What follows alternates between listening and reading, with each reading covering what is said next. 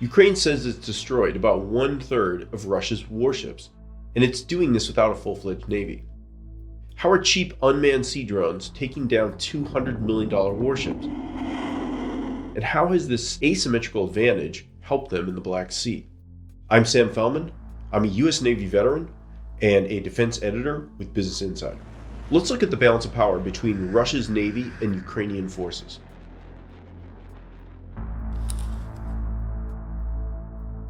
The Black Sea is a critical fight between Russia and Ukraine. Russia is using its naval power to threaten to blockade the exports that are central to Ukraine's economy. It's also using its warships to strike targets throughout Ukraine. Ukraine is working to neutralize that overwhelming advantage. On the ground, Russia has regained the momentum, given Ukraine's shortages of artillery and air defense missiles. But in the waters of the Black Sea, the opposite is true. There, Ukraine has gained the momentum. Russia borders the Black Sea. Its Black Sea ports account for 30% of its seaborne trade, including oil. Ukraine is one of the world's largest grain exporters. Its trade accounts for $28 billion annually, and before the war, 98% of that trade moved via its Black Sea ports. 3 NATO countries border the Black Sea, and were Russian attacks to affect those countries' shipping or territorial waters, it would likely trigger an international crisis. The Black Sea Fleet is composed of about 40 ships and 7 submarines. Let's talk about a couple classes that are used against Ukraine. The Admiral Grigorovich frigates are a newer ship class. There's Kilo-class submarines, and those can fire Kalibrs. There's new missile corvettes. These corvettes are about 200 feet long, half the length of a frigate. And then there's landing ships that are useful for moving troops and material. The Ropucha-Class, for example, can move up to 10 T-72 tanks and 340 troops. The Black Sea Fleet also has air defenses, aircraft, and naval infantry. Russia uses seals and dolphins for harbor defense. These animals are useful at spotting an intruder like an enemy diver.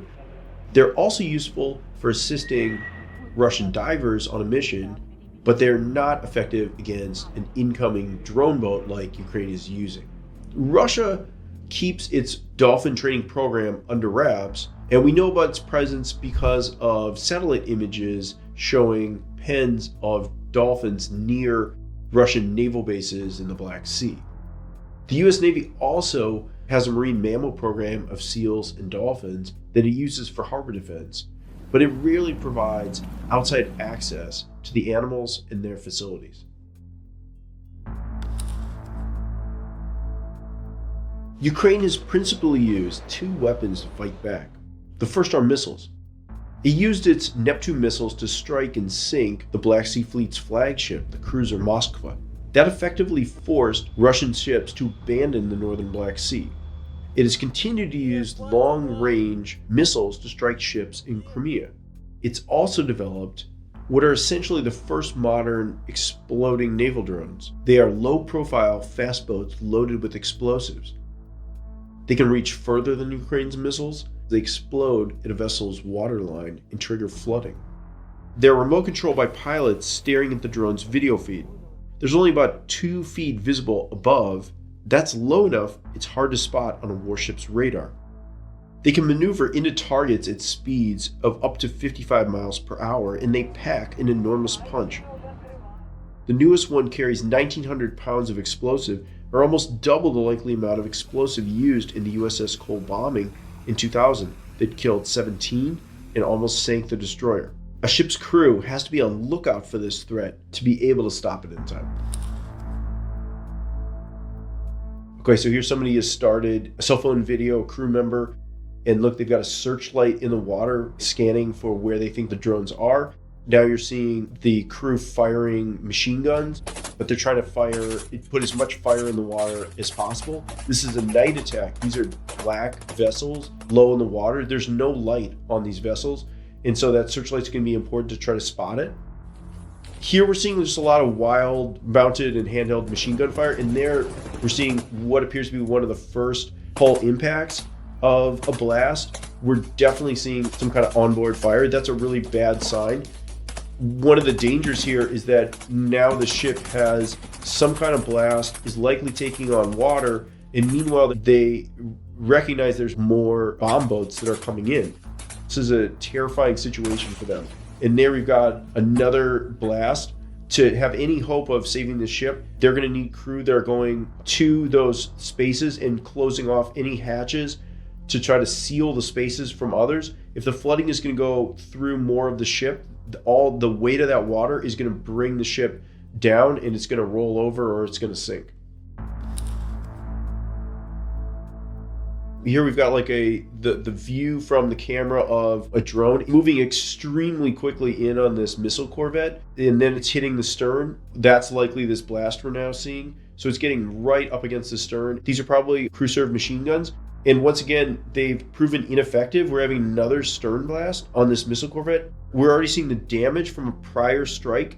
So once the hull's integrity has been broken, then a secondary blast at the same spot is going to be devastating. There's crews that are going to be responding to that area to try to minimize the flooding. And so another attack might kill those responders. It may also just widen the gap that's already been created. This is going to lead to a total loss of the vessel unless it's stopped. Ukraine has continued to update its sea drones. Its latest version can carry more explosives, it has a longer range up to about 600 miles, and it can ride in rougher seas. High seas complicate the effort to spot bomb boats. Normally, a radar technician dials back the sensitivity so as not to get radar returns from waves. But in a high sea state, where the waves are, say, 3 feet high, they're going to have to look through the radar noise created by those waves to spot a 2-foot tall bomb boat.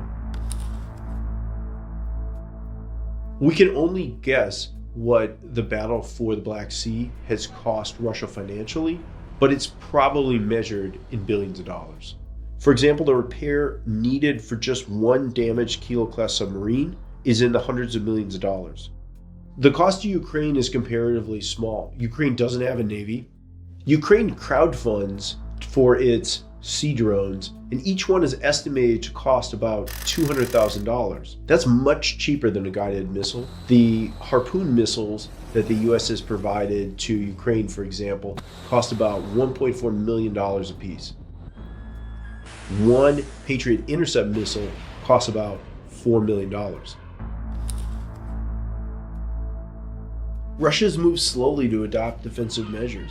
It's laid out physical barriers like floating booms and sunken barges to try to narrow its harbor mouth, all to try to prevent the drones from reaching moored ships. Helicopters and patrol aircraft scan the seas around the port, and ships man crew-served machine guns. And there is evidence of electronic jamming to try to confuse the drone's navigation or to disrupt its steering control. But Ukraine will likely adapt.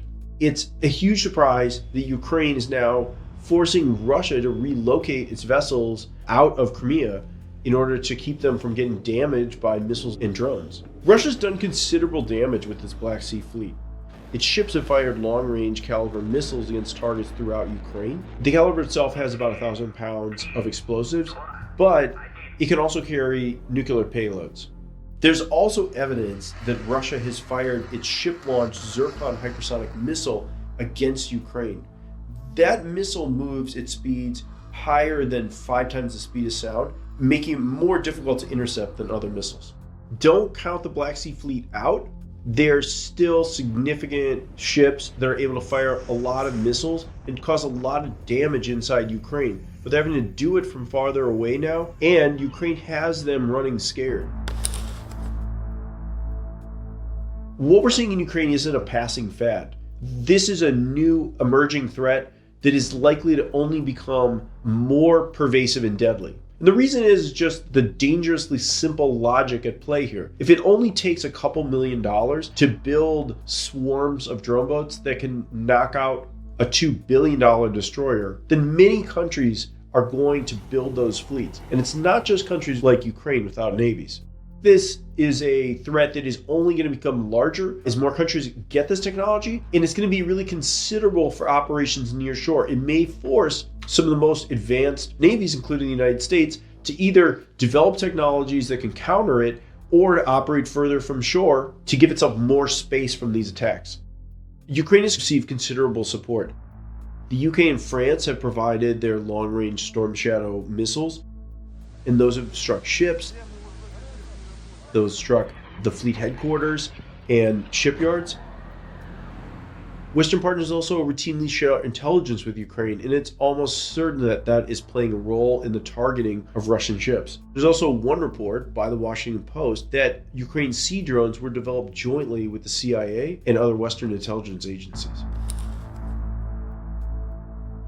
Which country has the balance of power? It's really important to remember that the Black Sea Fleet is powerful, and it is powerful now, and it has, even in its new home ports that it's being pushed to, it has the long-range strike weapons to continue to barrage Ukraine. It's hardly knocked out of the fight, but it is sidelined. It's a powerful asset whose brunt has been dulled. Russia's starting to take measures that are going to complicate Ukraine's attacks on its Black Sea Fleet. But will those stop the attacks? That's unlikely. Ukraine is evolving and is really at the cutting edge of naval strategy, spearheading a technology that may in time become as much of a threat to surface ships as guided missiles. The balance of power lies with Ukraine. Ukraine has seized the momentum, and it's sidelined the Black Sea Fleet.